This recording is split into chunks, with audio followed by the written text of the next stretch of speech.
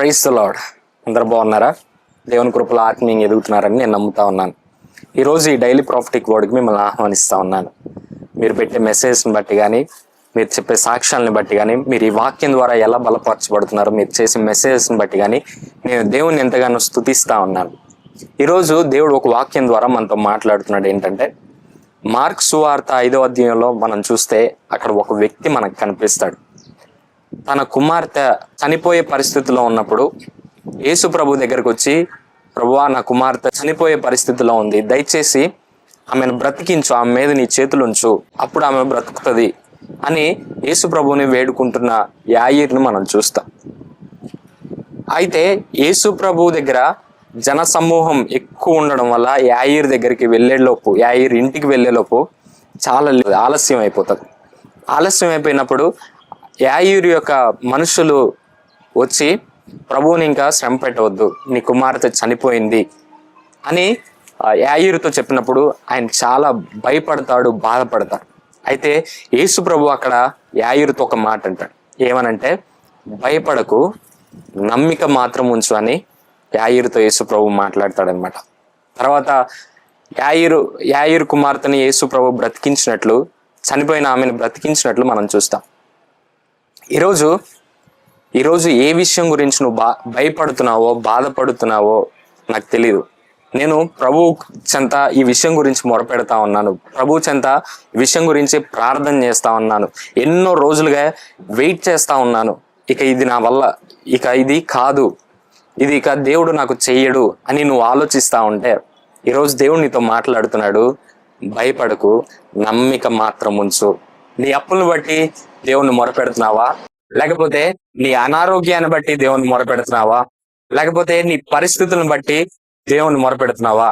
ఏ విషయం బట్టి నువ్వు దేవుణ్ణి మొరపెడుతున్నావో నాకు తెలియదు, కానీ నువ్వు ఈరోజు దేవుడు నీతో ఒకటే మాట్లాడుతున్నాడు. ఏంటంటే, భయపడకు, నమ్మిక మాత్రం ఉంచు అని యేసు ప్రభు ఈరోజు ఈ వాక్యం ద్వారా దేవుడు నీతో మాట్లాడుతున్నాడు.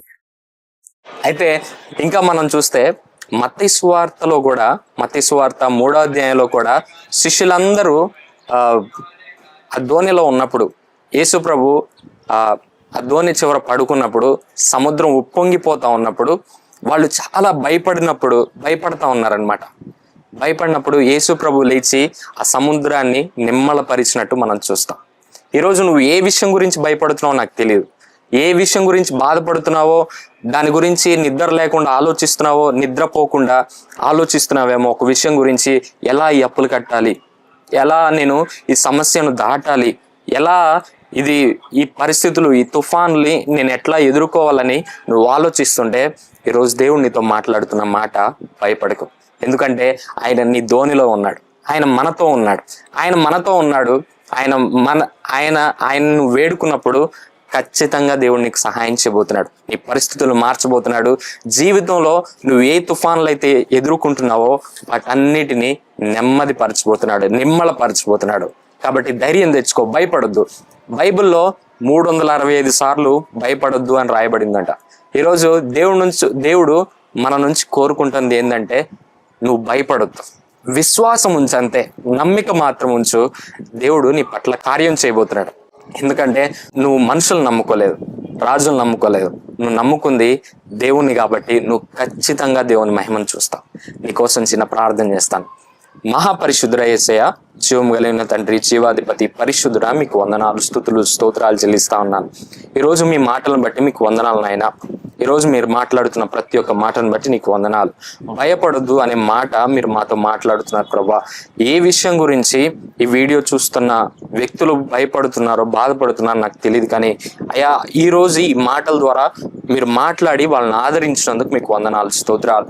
వాళ్ళు ఏ కార్యం కోసం, ఏ విషయం కోసం అయితే ఎదురు చూస్తున్నారో ప్రభా, ఆ విషయాన్ని మీరు శీఘ్రంగా వాళ్ళ జీవితాల్లో అనుగ్రహించమని ప్రార్థన చేస్తా ఉన్నారు. మీ కృప చూపించండి, దీవించి ఆశీర్వదించమని యేసు నామములో అడిగి వేడుకొని ప్రార్థన చేయించున్నాను తండ్రి, ఆమేన్. ఈ వీడియో ద్వారా మీరు దీవించబడ్డారని నేను నమ్ముతా ఉన్నాను. వీడియో ద్వారా మీరు దీవించబడ్డట్టయితే, ఈ వాక్యం ద్వారా దేవుడు మీతో మాట్లాడినట్టయితే, ఈ వాక్యం మీరు వినడమే కాదు, ఈ వాక్యాన్ని మీరు అనేక మందితో షేర్ చేయండి. వాళ్ళకి ఆదరణ కలిగిస్తాయి. వాళ్ళకి ఆదరణ కలిగించే మాటలు మీరు షేర్ చేసిన వ్యక్తులుగా మీరు ఉంటారు. కాబట్టి ఈ మాటల్ని, ఈ వాక్యాన్ని ఈ వీడియోస్ని మీరు అనేక మందితో షేర్ చేయండి. ఈ మినిస్ట్రీ గురించి కూడా మీరు ప్రార్థన చేయండి. దేవుడు మిమ్మల్ని దీవించబోతున్నాడు. మన సోషల్ మీడియా అకౌంట్స్ను కూడా మీరు ఫాలో అవ్వండి. Thank you. God bless you.